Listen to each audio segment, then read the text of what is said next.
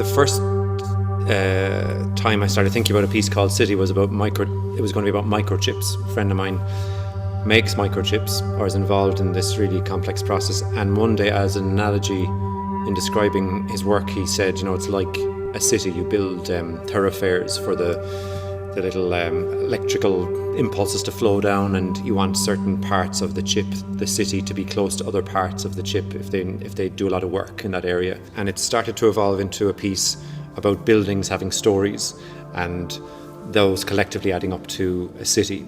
And I suppose the common theme from the microchip to the version that I was writing is systems of complicated systems of being human,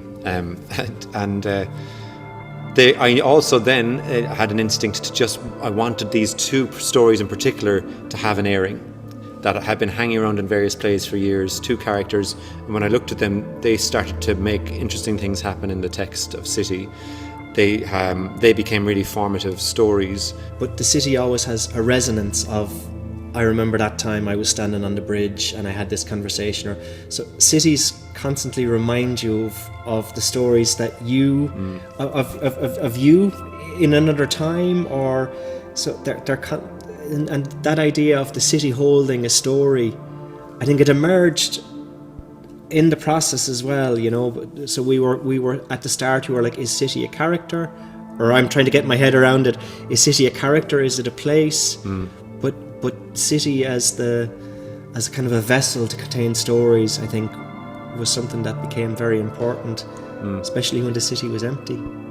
And one other important thing about the writing from the very start was I said, I've never written something that I have also been in, so why not do that? There's an interrogation that happens between a director and a writer's script to understand the piece. So I think I made an assumption at the start, well, John knows the meaning behind everything in it because you wrote it. Right. So I was going, well, maybe I don't need to interrogate things like that. But then as the process went on, I went, actually, I do, because you've written it, but you haven't always, like when you're writing it, it's wherever you're channeling from it, but you're not peeling down through every layer necessarily when you're writing it. And then when it comes to performance, that interrogation is needed, or just that questioning of meaning. So I kind of assumed, well, John knows the meaning of every line in this, but it's way more exciting than when we kicked it between us and went, well, maybe it could mean this, or it could mean this, or that character could think of it in a different way. So, but I had made an assumption that maybe we didn't need to do that work at the start. Yeah. But it was interesting. It was interesting for me being an actor in my own piece, and like for a long time I was way too in debt to the words. I think it was only maybe a week before we started filming that I fully felt like I was performing them.